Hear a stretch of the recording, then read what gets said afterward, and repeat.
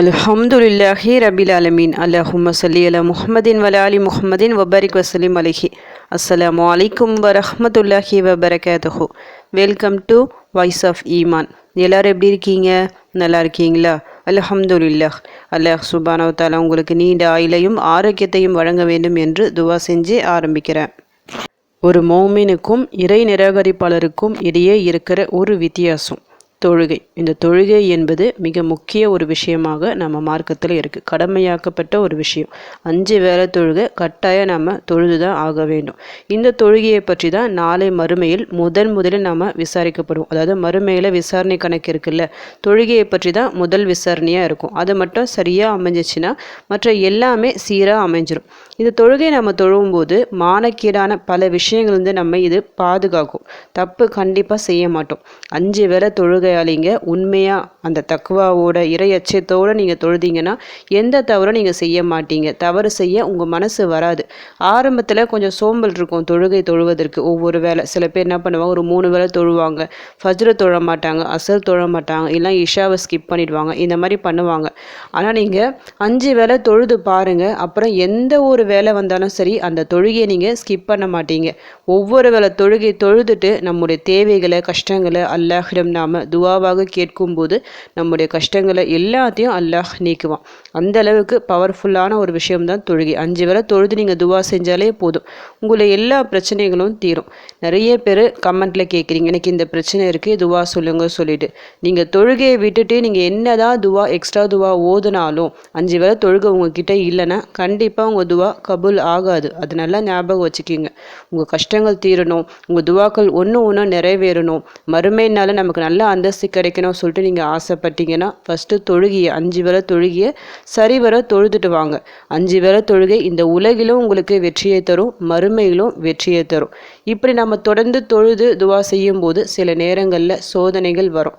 ஏன்னா அல்லாஹ் சுப்ஹானஹு வ தஆலா மூமின்களை அதிகமாக சோதிப்பான், நிறைய கஷ்டங்களை தருவான். நீங்கள் துவா செஞ்சும் சில துவாக்கள் கபூல் ஆகாமல் தள்ளிக்கொண்டே போகும். அந்த மாதிரி நேரங்களில் நீங்கள் சோர்ந்து போகக்கூடாது. 5 வேளை தொழுதுட்டு உங்களுக்கு துவா கபூல் ஆகலையா, எக்ஸ்ட்ரா தொழுகைகள் இருக்குது, அதை நீங்கள் கரெக்டாக ஃபாலோ பண்ணிட்டு வரும்போது இன்ஷா அல்லாஹ் எல்லா கஷ்டமும் தீரும். நான் இன்னைக்கு இந்த 5 வேளை தொழுகையை தவிர்த்து எக்ஸ்ட்ரா ஒரு 4 தொழுகைகளை பற்றி நான் சொல்கிறேன். இந்த 4 தொழுகைகளை நீங்கள் டெய்லியும் தொழணும் அப்படிலாம் அவசியம் இல்லை.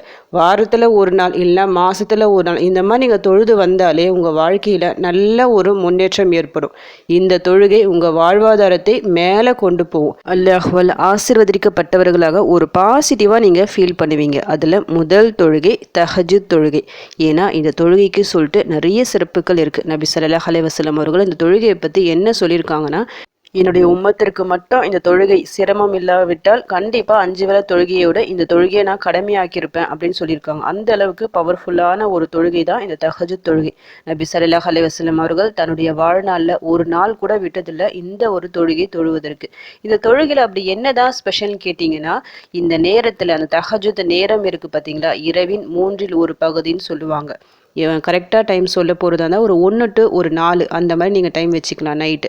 அந்த நேரத்தில் நம்மை படைத்த ரப்பு கீழ்வானத்திற்கு இறங்கி வருவான். இறங்கி வந்து என்ன சொல்லுவான், என்னுடைய அடியான் யாராவது இருக்கீங்களா, பாவம் மன்னிப்பு கேட்டால் நான் அவங்கள மன்னிக்கிறேன், ஏதாவது தேவை அவங்க கேட்டால் அவங்கள தேவைகளை நான் பூர்த்தி செய்கிறேன்னு சொல்லிட்டு நம்மை படைத்த ரப்பு நம்ம கிட்ட வந்து கேட்குறான். அப்படிப்பட்ட இறைவன், நம்ம எல்லாவற்றையும் படைத்த இறைவன் நம்ம கிட்ட கேட்குற அந்த நேரத்தில் நம்முடைய கஷ்டங்களை சொல்லும்போது சீக்கிரமாக அந்த துவா கபூல் ஆகும். உங்கள் கஷ்டங்கள் பிரச்சனைகள் எல்லாம் உடனே தீரணும், உடனே ஒரு தீர்வுக்கு வரணும்னு சொல்லிட்டு நீங்கள் நினச்சிங்கன்னா சிரமம் பார்க்காம அந்த நேரத்தில் ஏஞ்சி நீங்கள் தொழுது பாருங்கள். இன்ஷா அல்லாஹ் எல்லா கஷ்டமும் நீங்கும். கொஞ்சம் சிரமமான ஒரு நேரம் தான், ஏன்னா எல்லாரும் தூங்கக்கூடிய ஒரு நேரம். அந்த நேரத்தில் ஏஞ்சி தொழுவது சொல்லிட்டு கொஞ்சம் கடினமான ஒரு விஷயம். இந்த நேரத்தில் நான் கேட்டால் என் ரப்பு என் தருவான்னு சொல்லிட்டு நம்ம ஏஞ்சி தொழுகிறோம் பார்த்தீங்களா, அதனால தான் இந்த தொழுகைக்கு இவ்வளவு ஒரு சிறப்பு. முடிஞ்சால் இந்த ஒரு தொழுகை தொழுவுங்க. அடுத்து 2வது தொழுகை சலாத்துல் தௌபான்னு சொல்லுவாங்க. அதாவது இது சாதாரண நஃபில் தொழுகை தான். நம்ம உபரியான வணக்கங்கள் சொல்லுவாங்கள்ல, நஃபில் தொழுகை சொல்லுவாங்கள்ல, நம்ம இஷ்டத்துக்கு நம்ம தொழலாம், எல்லா நேரத்திலையும் தொழலாம். தொழக்கூடாத ஒரு 3 நேரங்கள் இருக்குது பார்த்தீங்களா, சூரியன் உதிக்கும் நேரம், நடு உச்சிக்கு வரும் நேரம் மற்றும் மறையும் நேரம். அந்த நேரங்களை தவிர்த்து எல்லா நேரங்களும் நீங்கள் இஷ்டம் போல் நீங்கள் தொழலாம், உங்கள் விருப்பம் போல் தொழலாம். அப்படி நீங்கள் தொழும்போது நியத்து வச்சு ஒரு 3 நியத்து இருக்குது. அந்த 3 தொழுகைகளாக நீங்கள் நியத்து வச்சு தொழுதா இன்னும் உங்களுக்கு சிறப்பாக இருக்கும். இருக்கும். அதில் முதல் பாட்டு சலாத்துல் தௌபா, அதாவது அல்லாஹ்விடம் பாவ மன்னிப்புக்காக நாம் தொழுகிறோம். நம்முடைய எல்லா முசீபத்துக்கும் முதல் காரணம் நாம் செஞ்ச பாவங்கள் தான். அதனால் டெய்லியும் நம்மளால் முடிஞ்ச அளவுக்கு அதிகமாக தௌபா செஞ்சுக்கிட்டே இருக்கணும். குறைஞ்சது ஒரு நாளைக்கு ஒரு 100 முறையாவது நாம் இஸ்திக்ஃபார் செய்ய வேண்டும். அதை தவிர்த்து இது போன்ற தௌபா நஃபில் தொழுகை தொழுதுட்டு நீங்கள் அல்லாஹ்விடம் தௌபா செய்யும்போது இன்னும் உங்களுக்கு சிறப்பாக இருக்கும். நிறைய பிரச்சனைகள், மலை போல பிரச்சனைகள், கடினமான ஒரு சூழ்நிலை இருக்கும் பார்த்தீங்களா, அது எல்லாமே தீர்வதற்கு இந்த சின்ன ஒரு தொழுகை காரணமாக இருக்கும். குறைஞ்சது ஒரு 2 ரக்காத்து, அதிகபட்சமாக நீங்கள் 2 ரக்காத்தா எத்தனை வேணாலும் தொழலாம். அந்த 2 ரக்காத் நீங்கள் தொழுது பாருங்கள், இன்ஷா அல்லாஹ் உங்கள் வாழ்க்கை மிக நல்ல முறையில் மாறும். இப்போ இது 2வது தொழுகையா. 3வது தொழுகை சலாத்துல் ஹாஜத், அதாவது ஏதாவது ஒரு தேவை நமக்கு நிறைவேற வேண்டியிருக்கு, முக்கியமாக ஒரு காரியமாக வேண்டியிருக்குன்னு நினச்சிக்கிங்க. ஏதாவது ஒரு உங்களுக்கு நல்ல ஒரு வேலை கிடைக்கணும், நீங்கள் இன்டர்வியூக்காக போகிறீங்க, இந்த வேலை எனக்கு கிடைக்கணும்னு சொல்லிட்டு நீங்கள் நினைப்பீங்க. நீங்கள் படிச்சுட்ருக்கீங்க, நல்ல மார்க்ஸ் வாங்கணும்னு சொல்லிட்டு ஒரு நியத்து இருக்கும்.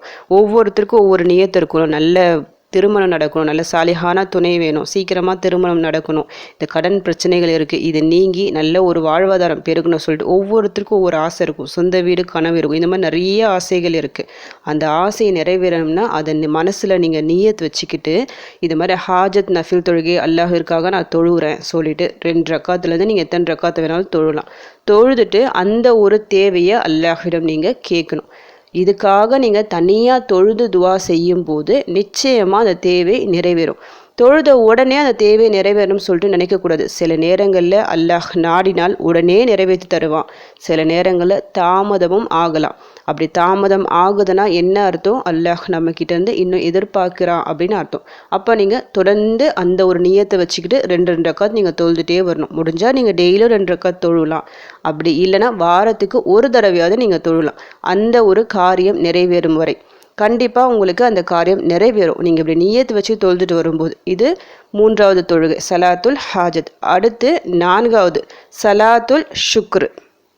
சலாத்துல் ஷுக்ருனா அல்லாஹ்விற்கு நன்றி செலுத்தணும். அதாவது நமக்கு ஏதாவது ஒரு காரியம் நிறைவேறிருக்கு, நம்ம இது மாதிரி சலாத்துல் ஹாஜத் தொழுகிறோம், அந்த காரியம் நிறைவேறுச்சுன்னா உடனே நம்ம என்ன பண்ணணும், அல்லாஹ்விற்கு நன்றி செலுத்தணும். நன்றி செலுத்துவதற்கு நீங்கள் எக்ஸ்ட்ரா இது போல் 2 ரக்காத் தொழுதுட்டு நீங்கள் துவா செய்யலாம், அல்லாஹ்விற்கு நன்றி செலுத்தலாம். நீங்கள் எவ்வளவோ அதிகமாக நன்றி செலுத்துகின்றீர்களோ அவ்வளோ அதிகம் அல்லாஹ் தன்னுடைய புறத்திலிருந்து தன்னுடைய அருட்கொடைகளை உங்களுக்கு அதிகப்படுத்துவான். எந்த ஒரு நல்ல காரியம் நடந்தாலும் சரி உடனே ஒரு சஜ்தா செய்யுங்க, அல்ஹம்துலில்லாஹ் சொல்லிட்டு முடிஞ்ச ஒரு 2 ரக்காத் இது போன்று சலாத்துல் ஷுக்ரு சொல்லிட்டு அல்லாஹ்விற்காக நியத்தை வச்சு தொழுவுங்க. இப்படி நீங்கள் செய்யும்போது இன்னும் அதிகமான நற்செய்திகள் உங்கள் வீடு தேடி வரும்.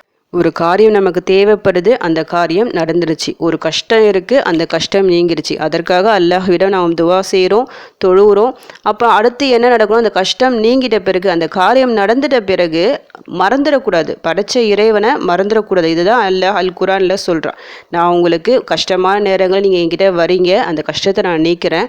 கஷ்டம் நீங்கின உடனே நீங்கள் மறுபடியும் பழைய நிலைமைக்கு போகிறீங்க, மறந்துடுறீங்க, படைத்த இறைவனை மறந்துடுறீங்க சொல்லிட்டு அதை மறக்கக்கூடாது. அப்படி மறந்தால் நம்முடைய கஷ்டம் இன்னும் அதிகமாகும். மறக்காம இது போன்று நீங்க ஒரு 2 ரக்காத் நீங்க தொழுது பாருங்க, சலாத்துல் ஷுக்ரு சொல்லிட்டு நிச்சயமா இன்னும் அதிகப்படுத்துவான் உங்களுக்கு தரக்கூடிய நற்செய்திகளை. இப்போ நம்ம பார்த்த இந்த 4 தொழுகைகளும் மிக சிறப்பான தொழுகைகள், கடமையான தொழுகைகளை தவிர்த்து நம்முடைய வாழ்வாதாரம் உயர்த்தக்கூடிய ஒரு தொழுகைகள். ஃபஸ்ட்டு தஹஜுத் தொழுகை, அடுத்தது நஃபில் தொழுகையிலே 3 விதமாக நம்ம நியத்து வச்சு தொழலாம். சலாத்துல் தௌபா, சலாத்துல் ஹாஜத், சலாத்துல் ஷுக்ர். இந்த தொழுகையை நீங்கள் டெய்லியும் தொழுதா சிறப்பு. அப்படி இல்லைன்னா வாரத்துக்கு ஒரு தடவை, வியாழன் வெள்ளிலாம் இருக்குது பார்த்தீங்களா சிறப்பான நாட்கள், அந்த நாட்களில் நீங்கள் தொழுவலாம். அப்படி இல்லைன்னா மாதத்துக்கு ஒரு முறையாவது தொழுவுங்க. உங்கள் வாழ்நாளில் ஒரு முறையாவது இந்த தொழுகையில் நீங்கள் தொழுது பாருங்கள். தொழுத உடனே நல்ல ஒரு ஃபீல் பண்ணுவீங்க, மனசு ரொம்ப ரிலாக்ஸாக இருக்கும், ஒரு சந்தோஷமாக இருக்கும். உடனே அந்த காரியம் முடிஞ்ச மாதிரி ஒரு ஃபீலை அல்லாஹ் தருவான். தொழுதவர்களுக்கு மட்டும்தான் தெரியும் இந்த தொழுகைகளின் சிறப்பை பற்றி. மறுபடியும் நான் சொல்கிறேன், கடமையான தொழுகைகளை விட்டு இந்த தொழுகைகளை மட்டும் நீங்கள் தொழுதா உங்களுக்கு பலன் இருக்காது. 5 வேளை தொழுகைகளை குறித்த நேரத்தில் தொழுதுட்டு பிறகு எக்ஸ்ட்ரா டைமில் இந்த தொழுகைகளை தொழுது வாருங்க. இப்போ நம்ம கேட்குற துவா நம்முடைய விதியை மாற்றும்ல. நீங்கள் வெறும் துவா மட்டும் கேட்டால் உங்கள் விதி மாறாது, தொழுகையும் கூட இருக்கணும். தொழுகையுடன் சேர்ந்து துவா செய்யும் போது தான் உங்கள் விதி மாறும். இந்த 4 தொழுகைகளை பற்றி கேள்விப்பட்டு இருப்பீங்க. என்னைக்காவது ஒரு நாள் நீங்கள் தொழுதுருப்பீங்க. இனி நீங்கள் ரெகுலராக தொழுது பாருங்கள். அதாவது வாரத்துக்கு ஒரு நாள் நான் சொன்ன மாதிரி. அந்த மாதிரி நீங்கள் ரெகுலராக உங்கள் வாழ்க்கையில் நடைமுறைப்படுத்தும் போது இன்ஷா அல்லாஹ் உங்களுடைய வாழ்க்கை, உங்களுடைய வாழ்வாதாரம் பல மடங்கு உயரும். இந்த தொழுகையில் தொழுதுட்ட பிறகு நல்ல ஒரு மாற்றத்தை நீங்கள் உணர்வீர்கள். உங்கள் கஷ்டங்கள், பிரச்சனைகள் எல்லாம் தீரணும். இந்த தொழுகை நீங்கள் பேணி பாதுகாத்து தொழுதுட்டு வரணும் சொல்லிட்டு உங்களுக்காக நானும் துவா செஞ்சுக்கிறேன்.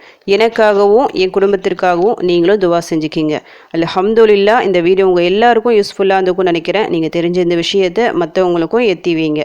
இதன் மூலம் அவர்களும் பலனடையலாம். இன்ஷா அல்லாஹ். அடுத்த பதிவில் சந்திக்கலாம். ஜஸக்கல்லாஹு கைரன் கசீரா. அஸ்ஸலாமு அலைக்கும் வரஹ்மத்துல்லாஹி வபரகாத்துஹு.